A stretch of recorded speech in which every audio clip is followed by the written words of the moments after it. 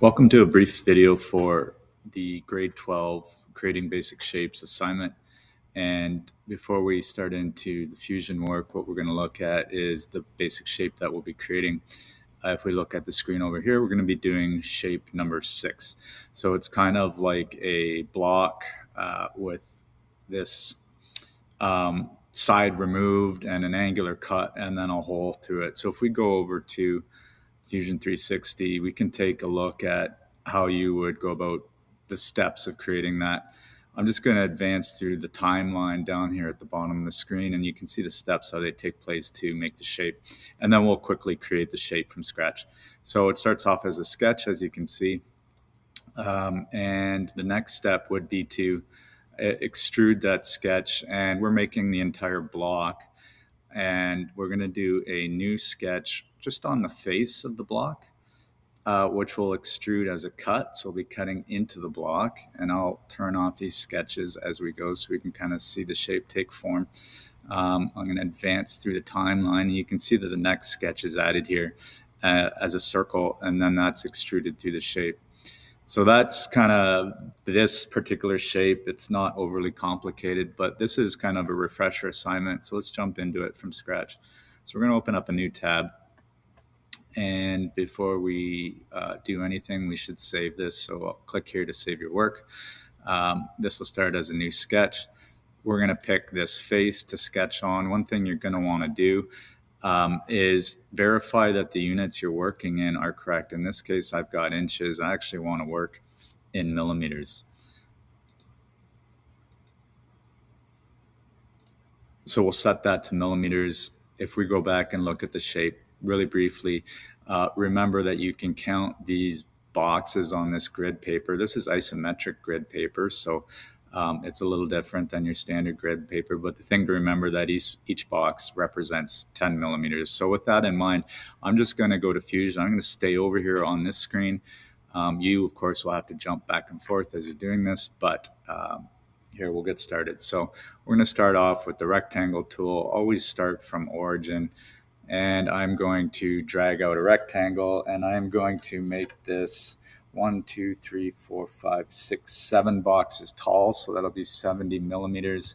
So I'm just typing that in on my keyboard. Then I'm going to hit the tab key on my keyboard, and it's going to go over to the other side of the triangle. And we are going to make that line 1, 2, 3, 4, 5, 6, 7, 8, 9, 10 boxes, which is 100 millimeters. So it'll be 70 by 100.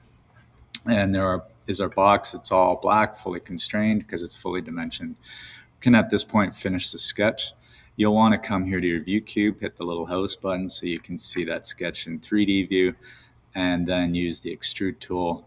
You can click on this arrow and drag it in the direction that you want to extrude, and we'll be extruding this 40 millimeters. Don't forget down here in the extrude toolbar, we want to not just create a new body, but we want to create a new component, which is down right at the bottom. We're going to click OK to do that. You can see component 1's been created. Good practice to get into is to rename that right away. So I right-clicked with my mouse, selecting rename. I'll call this shape 1 before I forget, and that's done. So next step is to create a sketch on the face, and this sketch will go on here. The sketch, I'm just going to use the line tool. I'm going to start in this corner. I'm going to pull a line across and down on an angle, and I'm just clicking in spots. I don't know the values, so I'm just gonna make the lines and then come and add the values next. Once you're done with your line tool, you can hit escape to get out of it. We're gonna go to the dimension tool if you want to, which is here. If you want to, you can just click D on your keyboard. It's a faster way of doing it, and we're gonna add some dimensions. So for this top line, this should be 1, 2, 3, 4, 5, 6, 7 boxes long, so it'll be 70 millimeters. And we'll type 70 millimeters and hit enter.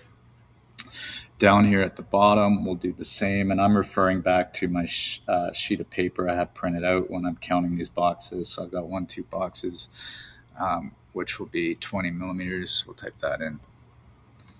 Okay. And with those 2 dimensions alone, this sketch is now fully dimensioned. We can tell because all these lines have turned black, and we can finish the sketch. We want to rotate back to 3D view. We want to do another extrusion. We're going to click on this sketch that we've created. This obviously needs to cut into the part. And the -20 is highlighted right now as the value that it would extrude as a cut into the part. And that happens to be exactly what we want. So I'm going to click OK. And the final step here will be to create a new sketch. And we're going to come and we're going to put it right on this face of the object. And we're going to use our circle tool and we're going to draw on a circle. Right now it's asking me for the diameter, so I'm going to refer to my sheet of paper here. 1, 2, 3, 4 boxes. 40 millimeters is the diameter of that circle, so we'll type that in and hit enter. And now we will use the dimension tool, which is keyboard shortcut D. I'm going to click on this left line. I'm going to click on the circle, and I'm going to tell it where the center of the circle is from that left line, and it is 1, 2, 3, 4 boxes in, so 40 millimeters. Enter.